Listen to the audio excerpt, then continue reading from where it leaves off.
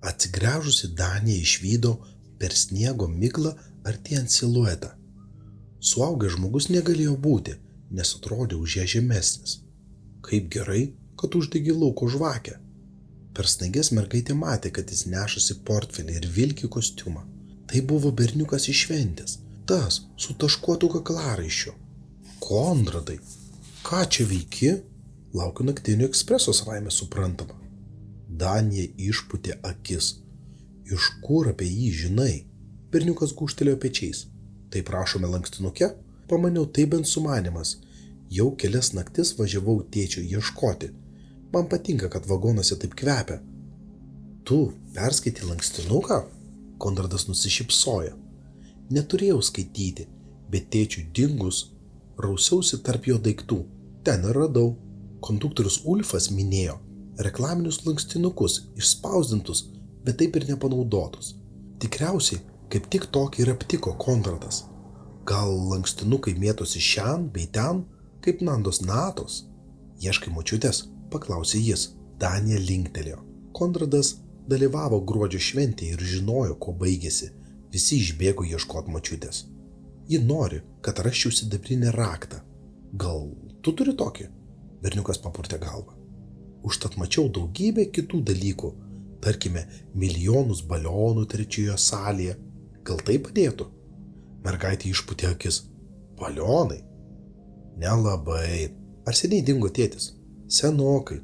Turiu išsmukti slapta nuo mamos. Ji kalba, kad naktinio ekspreso nėra, o aš per didelis tikėti tokiamis pasakomis.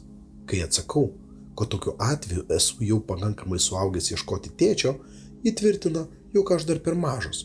Pamačiusi piktą Konrado veido išraišką, Danija vos nesusijokė, bet tą akimirką sugaudė bėgiai ir tarp snaigių švystelėjo traukinio žibintai.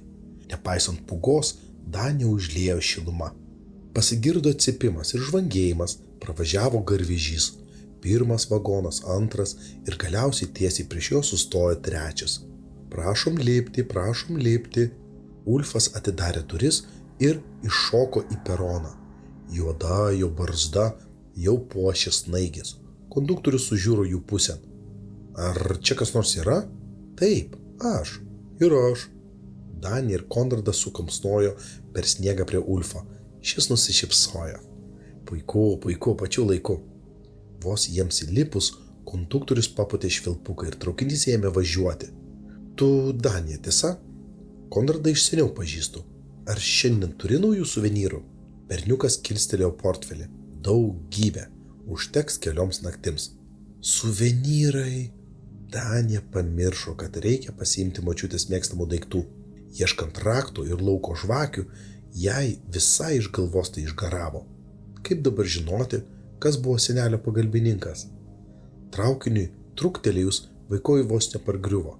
Tik Ulfas stovėjo, lyg niekur nieko. Pats metas trumpai apžvelgti taisyklės, kad žinotumėte, kaip veikia naktinis ekspresas, ištarė Ulfas. Esu važiavęs anksčiau, tai jau viską žinau, atsakė Konradas.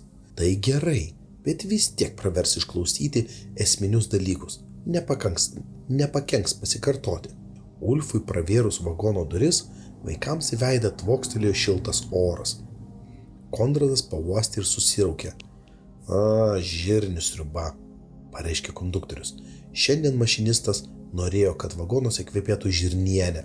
Jei pasiseks, grįžtant kvepės blynais. Ulfas patraukė virvutę šalia lango ir uždegė raudoną šviestuvą.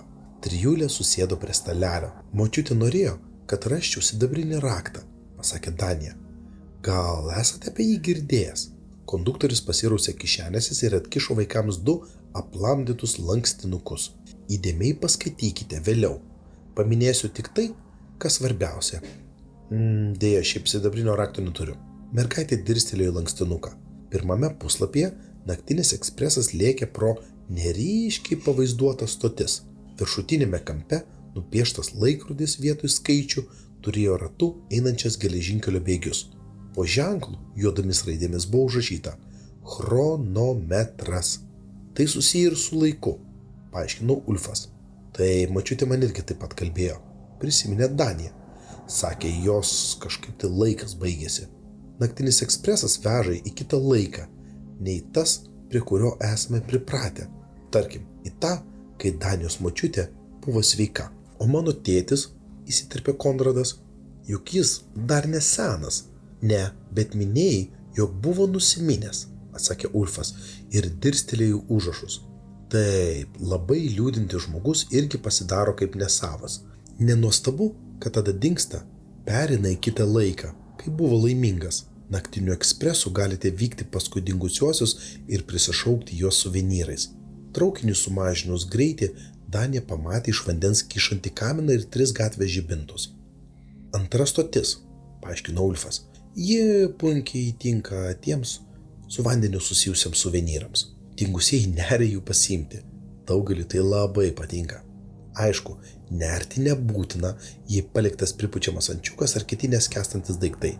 Nu čia tarkim. Bet aš tai vis tiek nesuprantu, kaip veikia suvenyrai. Nutraukė Ulfą mergaitė. Kam reikia tampytis močiutės mėgstamus daiktus? Konduktorius šyptelėjo. Taip, nu kaip, paprastai sakau, kol yra suvenyrų, tol yra vilties. Kitaip tariant, suvenyrai primena dingusiesiems, kuo jie buvo kadais ir kas jų ilgisi. Taip, juos galima privilioti į stotį, kurioje paliktas suvenyras. Dingusiųjų noras susitikti turi būti stipresnis už laiko tėkmę, juos nešančią iš vienos stoties į kitą. Regi suvenyrai ir sužadina tą norą. Visiškai suprantama, kad reikia turėti dingusio žmogaus daiktų. Tai čia aikštų kaip 2x2, pareiškė Konradas. Ulfas linktelėjo. Gerai sakai.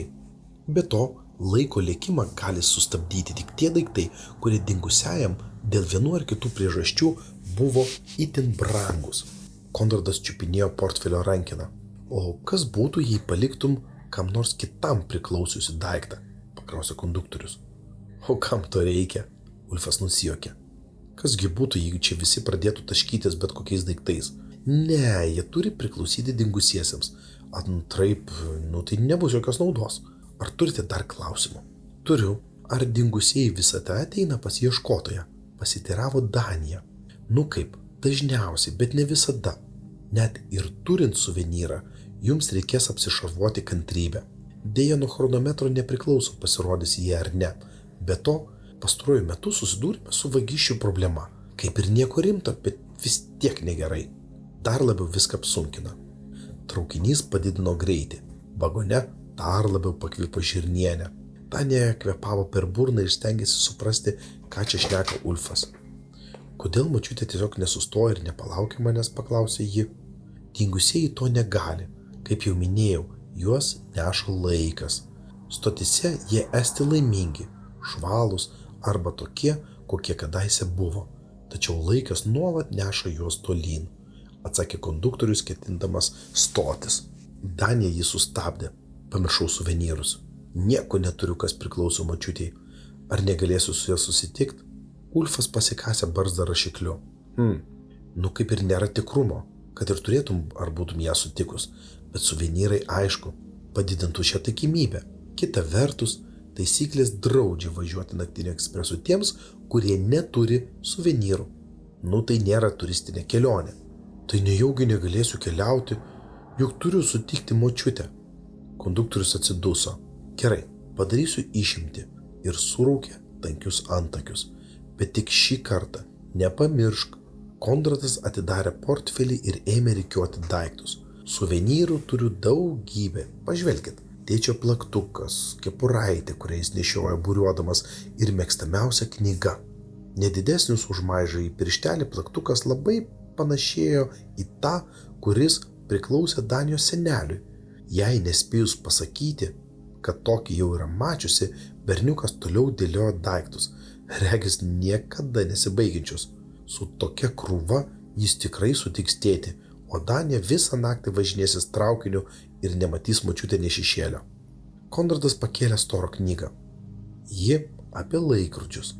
Tėtis bet kokį galėjo sutaisyti. Mano senelis taip pat, ištarė Danija. Jis pagamino šį traukinį. Berniukas prunkštelėjo. Argi įmanoma pagaminti visą traukinį? Tai tiesa.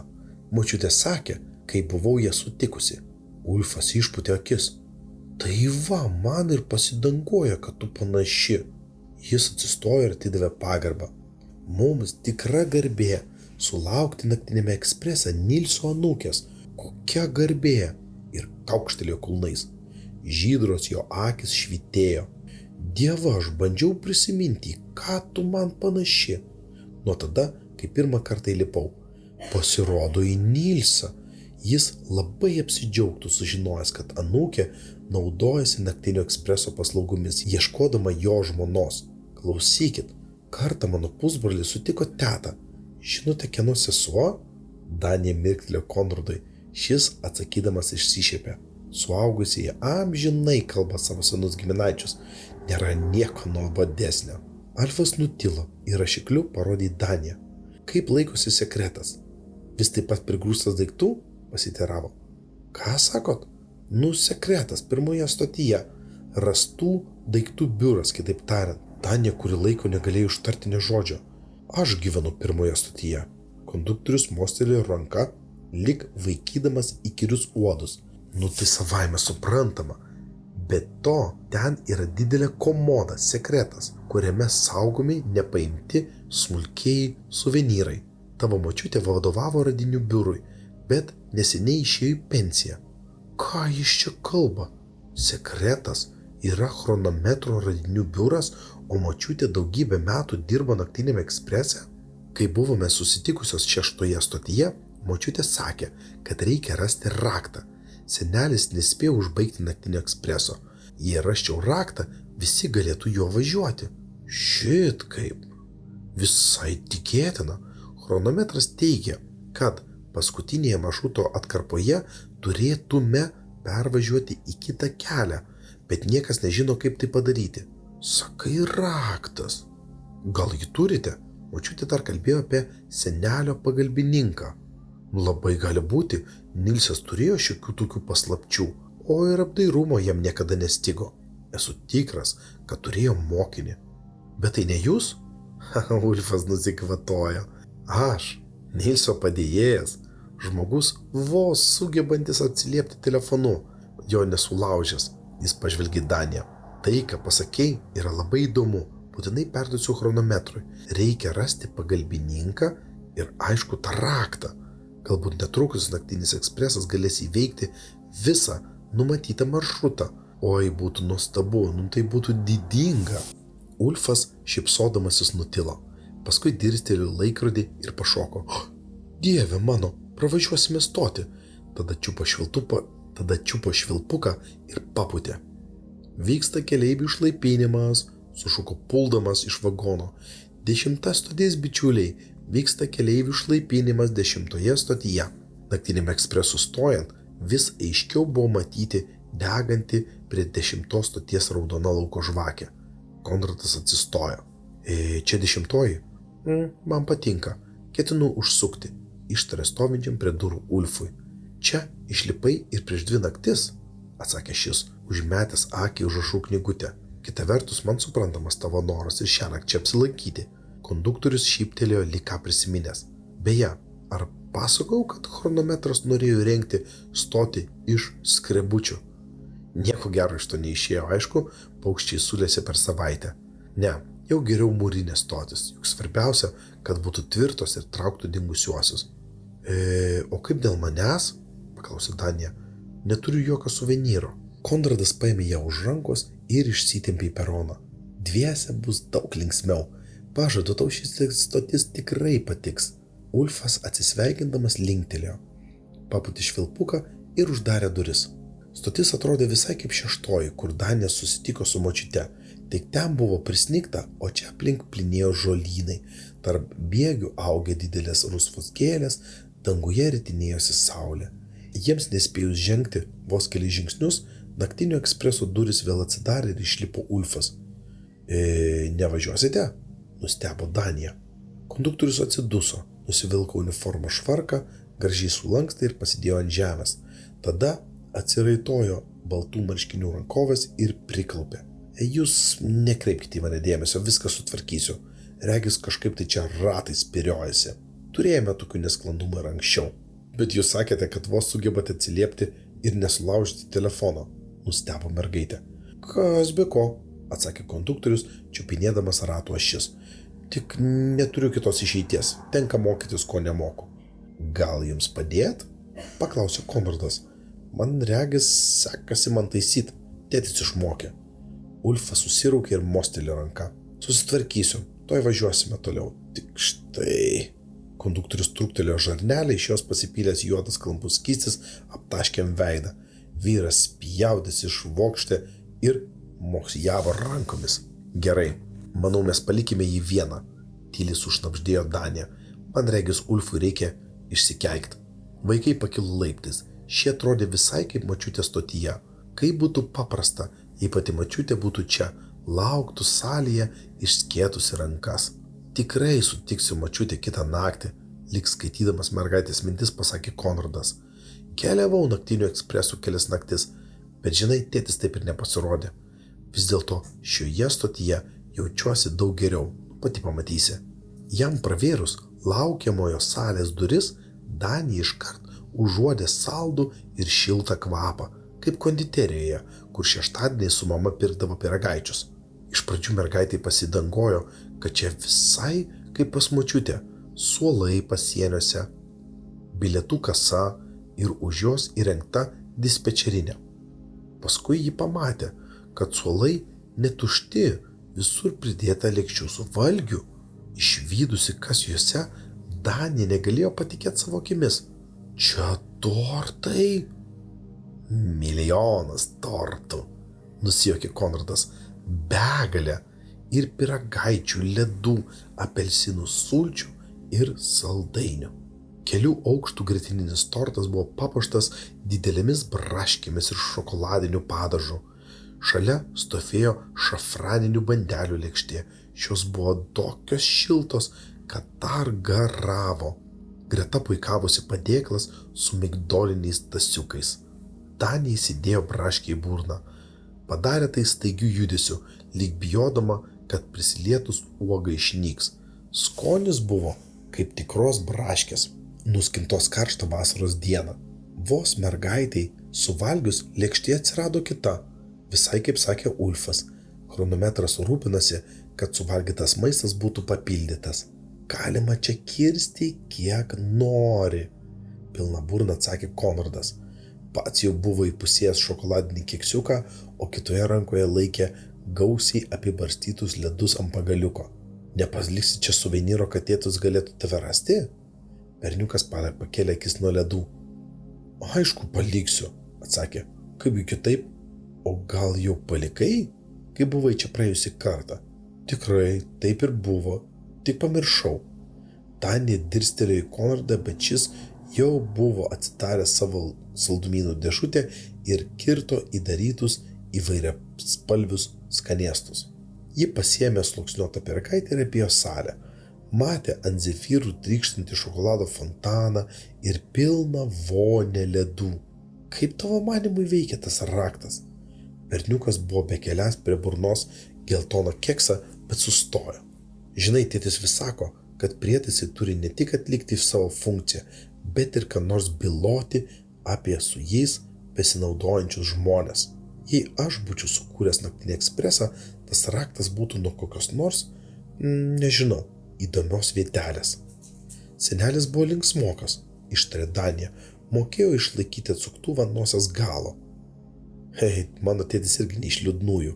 Jam smagiausia tada, kai pavyksta ką nors sutaisyti. Pasak mamos, su ja niekada nebūna toks linksmas. Ir aš nusiminčiau, jei kas nors man tai pasakytų. Ai, nežinau, prisipažino Konradas. Man tai aišku, kad noriu kuo greičiau pamatyti tėtį.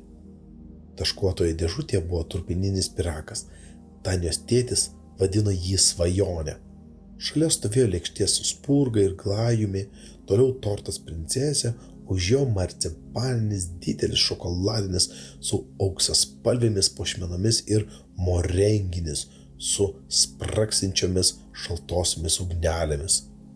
Danė rūpestingai visko ragavo ir galvojo apie dingusiuosius žmones, kuriuos į 10 stotį turi privilioti saldumynai. Jei pati būtų dingusi, ar pasiduotų tokioms vilionėms? Galbūt, pamanė siekdama dar vieno avietinio kremo porcijos.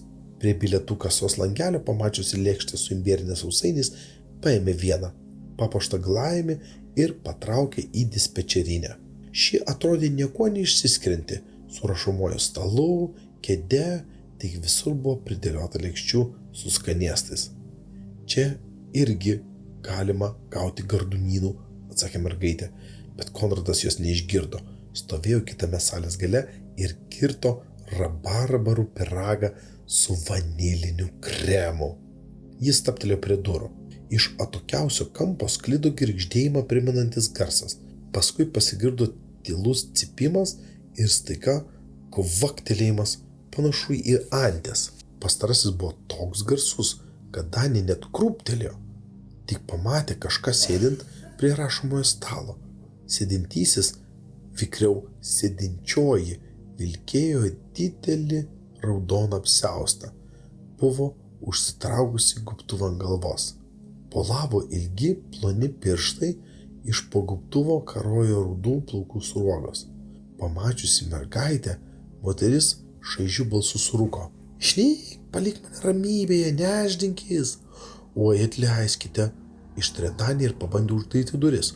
Nenorėjau jums trukdyti, dingo mano močiutė, todėl dama su gobtuvu bandė neparodyti, ką laiko rankose. Dar sykį aiškiai pasigirdo kvaksėjimas. Danė buvo tikra, kad tuoj pamatys grindimis krypuojančią antį.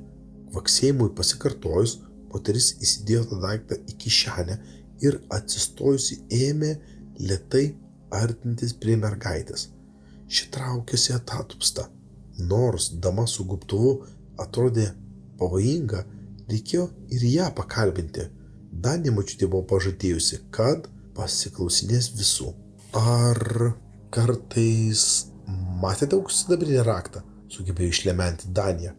Nepažįstamoji regis bet kurią akimirką galėjo pulti. Užuot atsakiusi, tik kažką burbtelėjo. Atsiprašau, ištarė mergaitė, netrukdysiu jums. Ketindama grįžti į laukiamąją salę, staiga nepastebėjo lėkštę su viena vienintelė bandele. Čia buvo didelė apvali su vaniliniu kremu. Močiutė Saulytė. Lauk, suriko dama su gobtuvu. Dingit iš čia. Garsiai užtrenkė duris jai prieš pat nosį. Danė turėjo net atšokti, kad nebūtų prispausta. Kurį laiką dvėjojo, iš kur paimti drąsos vėl pravert duris. Reikia vėl eiti tą kambarį, reikia. Sunku įsivaizduoti, kaip ten atsirado Saulytė, bet ji tikrai susijusi su močiute. Danė spoksojo į užtrenktas duris prieš nosį. Ten kažkas yra, sušnibždėjo Konradui, stovinčiam prie lėkštės ir imbieriniais sausainiais. Kas? Nežinau, bet labai pikta moteris. Aš radau bandelę. Tokia kepdavo močiutė. Gal tai reiškia, kad jai pavyko? Ulfas minėjo, kad dingusiosius į tokias vietas gali privilioti maistas. Močiutė mėgo bandelės. Gal jau buvo pasirodžiusi ir paliko Saulytę? Danė atsargiai pabeldė į dispečerinės duris. Dama su gobtuvu neatsakė, todėl mergaitė pati jas pravėrė. Atleiskite, gal galėčiau apžiūrėti tą bandelę? Stengėsi, kad jos balsas nedrebėtų. Moters su raudonu apsiaustu veido iš po gobtuvo vis dar nebuvo matyti. Ji tik stovėjo išskėtusi rankas, bandydama sutrukdyti Danį patekti į vidų. Atsiprašau, vėl kreipėsi ją mergaitė. Ar galėčiau pastovėti ant slenksčio? Čia gali pasirodyti mano močiutė. Toje lėkštėje guli jos iškepta bandelė. Ji šiaip ne taip išdrįso žengti kelis žingsnius į vidų. Regis būtų ištiesusi ranką ir pasiekusi didžiulę bandelę. Jau norėjo ją imti, bet dama su gobtuvu sukliko. Neliesk! Danė sustingo. Moteris čiupo didelį kelių aukštų lėkštę su sausainiais, lyg ketindama sviesti mergaitę. Paskui palinkusi į priekį ėmė prie jos artintis. Tuo jie sugriebs. Labiau už viską Danė troško pasipustyti padus, bet jai reikėjo bandelės. Nors kojos drebėjo iš baimės, ji vis tiek dairėsi po kambarį, kuo galėčiau būti naudinga ir apsiginti. Beveik visur gulėjo skanėstai. Daiktas pasirodė esąs sunkus ir stiklinis.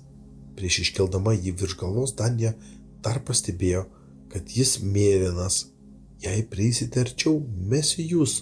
Dama su gobtuvu sustingo ir įsmeigė akis į daiktus jos rankose. Atsargiai, sušnibždėjo, tik atsargiai. Iškėlusi jį, mergaitė žengė atatupsta laukiamojo salės pusėn. Nepažįstamoji negalėjo atplėšti nuo jos akių. Grąžinki man, atiduok. Danė papurtė galvą ir toliau traukėsi per laukiamojo salę. Dama su gobtuvu sekė iš paskos. Konradas spoksojo į daiktą. Mergaitės ir toliau laikome virš galvos. Konradai, padėk, jį mus seka. Berniukas sureagavo, tik jai pakėlus balsą, kai moteris metėsi ant Danijos. Ji pakišo koją ir nepažįstamoji išsitęsė ant grindų. Bėgam, sušuko mergaitė. Tai kad jį vejasi. Vaikai išpuolė ant laiptų. Naktinis ekspresas tebestovėjo perone, o Ulfas toliau keturpėsčias ropinėjo prie vagono ratų. Pamatęs bėglius pakėlė galvą. Kas atsitiko, vaikeliai, lekėt kaip akis išdegę.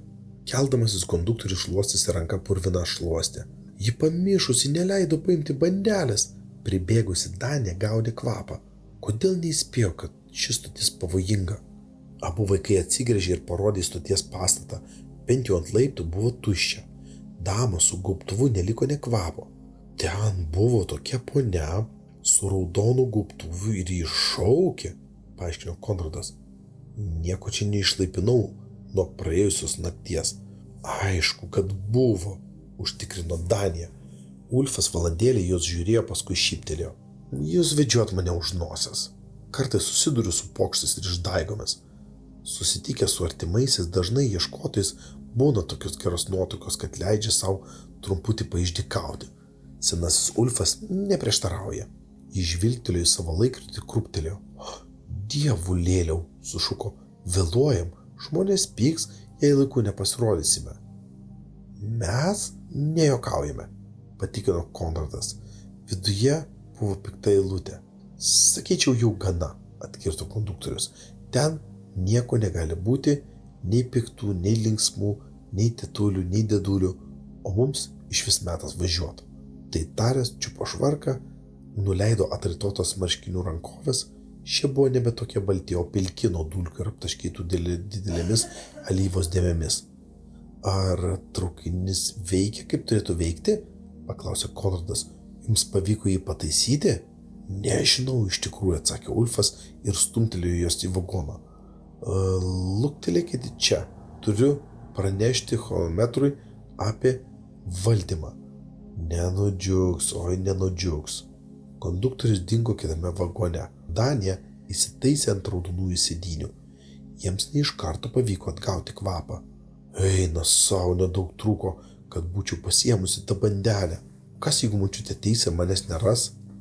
Danija vos nepravirko tos minties.